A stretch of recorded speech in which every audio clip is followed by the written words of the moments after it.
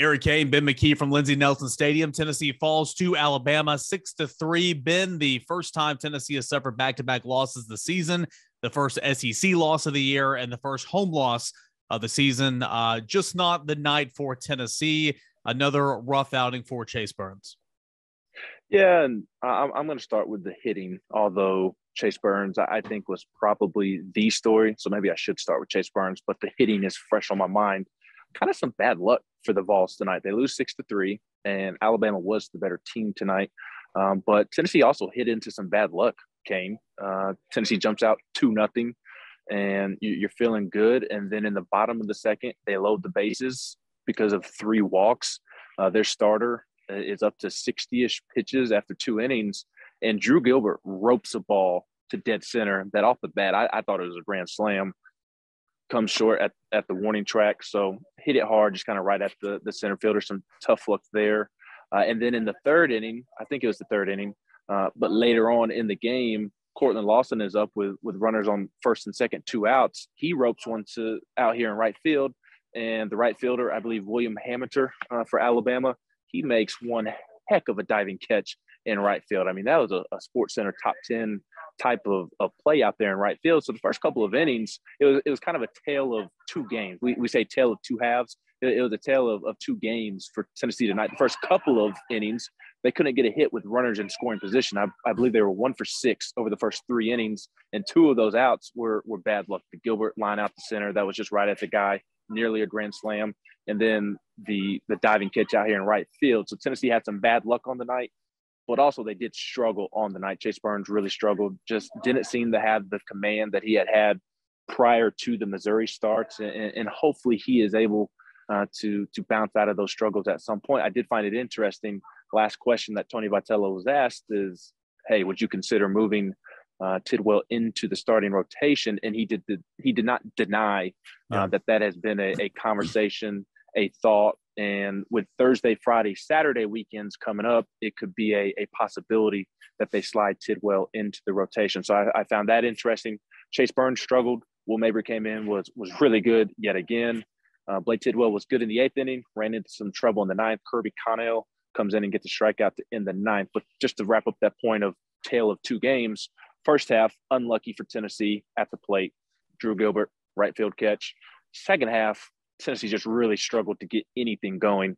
I believe they only had 2 opportunities, or at least 1 opportunity, the final 6 innings with a runner at second. And they were unable to drive that runner in. And they couldn't get anybody on base either. So it looked really great in the first couple of innings. Their Friday night starter, pitch counts going up. You're just hitting into some bad luck. You think those will start to fall, and the game just flipped on its head, Eric, to where Tennessee struggled to even get on base. Yeah, and again for Burns, the second consecutive, rough outing for Chase Burns, who had been magnificent the entire season up to this point. Struggled with the long ball, gave up 3 home runs, and obviously those were the big blows there early in the ball game. From your vantage point, you spoke on it a little bit a moment ago, but what's been the issue with him? What's Tony been saying about Chase Burns the last 2 outings? He honestly hasn't really said anything specific, really kind of left it up to interpretation. He was asked, hey, what do you say to Chase Burns at this point? And he deferred to Frank Anderson, which I don't blame. It's no secret that Frank Anderson makes 95% of the pitching, whatever needs to be decided. Frank Anderson makes those decisions on the recruiting trail when it comes to pitchers, in game. Tony obviously has veto power, I guess you could say, if he really wanted to. But Tony talked tonight that, hey, when he got the Tennessee job, first thing he did was call Frank Anderson, and that he'll leave it to Frank Anderson to speak to Chase Burns. So Tony hasn't really given a ton of insight as to anything particular. I mean, I just think it's pretty obvious that, especially against Missouri, maybe not as much the case tonight, but the command just has not been the same. It just has not. And Alabama, far too good of a lineup to leave pitches over the middle of the plate. And you saw that tonight. They were barreling up some baseballs, and Tony had to go to the bullpen early.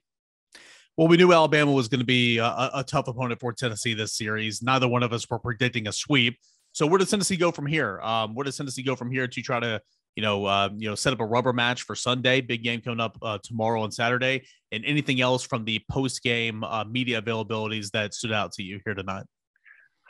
There's quite a bit of comments post-game media here at Lindsey Nelson Stadium. Don't know what's already on Twitter. I've been down here on the field since that wrapped up. But to answer your first question, it's going to come down to Chase Dollander and Drew Beam kind of bouncing back for the rotation as a whole, like they did last weekend. Tennessee was obviously able to overcome Chase Burns' struggles in that game one against Missouri on Friday night. And then, although Chase Dollander had some early struggles, he went on to pitch a really good outing. Drew Beam was terrific on Sunday.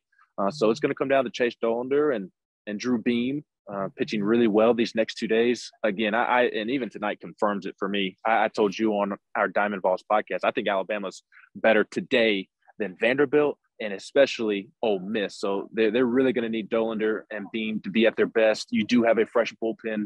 Mabry will be able to come back. So to me, it starts with the pitching. And I think the hitting will come. I think the last week or so, just baseball has been baseball, and they'll get it ironed out. And tonight was really bad luck, and then maybe pressing as you go down early. But post-game, again, some interesting comments. We talked to Jared Dickey. We spoke to Will Mabry. Jared Dickey said that they'll make sure to bounce back and punch them in the throat first tomorrow and allow that to lead to winning the series. And he said that the winner tomorrow, preparation starts now. Whoever is already mentally preparing will win tomorrow. And he thinks that they are doing that. Will Mabry had some more pointed comments. I'm paraphrasing. We'll have full quotes up on the GQ. We'll have the videos up here momentarily as soon as I finish this with Eric. I'm sure you've seen them on Twitter, but Will Mabry did say, and he wasn't wrong, Alabama did celebrate like they won Game 7 of the World Series. They did. And I noticed that right off the bat. There were jokes being made in the press box. Will Mabry pointed it out during postgame, and I'm not going to quote him word for word because I don't want to misquote him, but he essentially said that it won't happen again. It was very Ole Miss-like. And when I say Ole Miss-like, I'm referencing the comments that Dylan DeLucia, I believe was his name, their pitcher made after Friday night's loss for them. It was very similar to those style of comments. So some pointed comments from Will Mabry and Jared Dickey. I would not have said them out loud, but I also love the confidence in them being able to bounce back. So we'll be able to see if they can live up to the words that they created here on Friday night. Lindsey, for Chase Dollander, you have been very, very good this season. So should be an interesting night tomorrow at Lindsey Nelson Stadium. Two things real quick, Ben.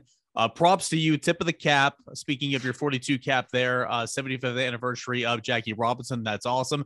But also the good with the bad. Ben, I don't know if you know this, but Tennessee is now 0-2 since the porn stash came out, my friend. Do you know that? Yes. I am well aware. Went with the stash on Monday prior to Tennessee Tech. It's not working. Tennessee's losing streak or winning streak. I keep saying losing streak. Golly, be better, Ben. But the winning streak came to an end. First game after the stash, and then the SEC winning streak comes to an end. First SEC game with the stash. So I'm about to upload video, do everything that I typically do after a game. I'm going home and I'm shaving this bad boy off. It was already coming off on Sunday, Easter Sunday, going to church. I can't be rocking this stash in go to church on looking Sunday. Like that now. Church, period, especially on Easter. So this is going home. I'm going home. This is coming off the Grizzlies. Game 1 tomorrow, big game 1. I can't allow the bad juju that this is apparently created for the baseball team to creep into my Grizzlies. So I'll wear it. And if Tennessee comes back and wins the next 2 days, we'll definitely know that it was my fault. I'll take responsibility. And it was my fault, not the players that they lost. It was the stash's fault, and it'll never happen again. Just so we're all on the same page. You heard it there. It's Ben McKee's fault. 6-3, the final score. Tennessee drops game 1 to Alabama, but game 2 and game 3 yet to be played. Plenty of coverage at Volquest.com. Ben will have video, audio, all that type of stuff up, plus his 4 quick takes, quotes from Tony and players, all that and more. That's at Volquest.com and the general quarters. He's Ben McKee from Lindsey Nelson Stadium. I'm Eric Cain from the home base. Tennessee falls 6-3 to Alabama here in game 1 on Friday night. This has been Around the Horn here at Volquest.com.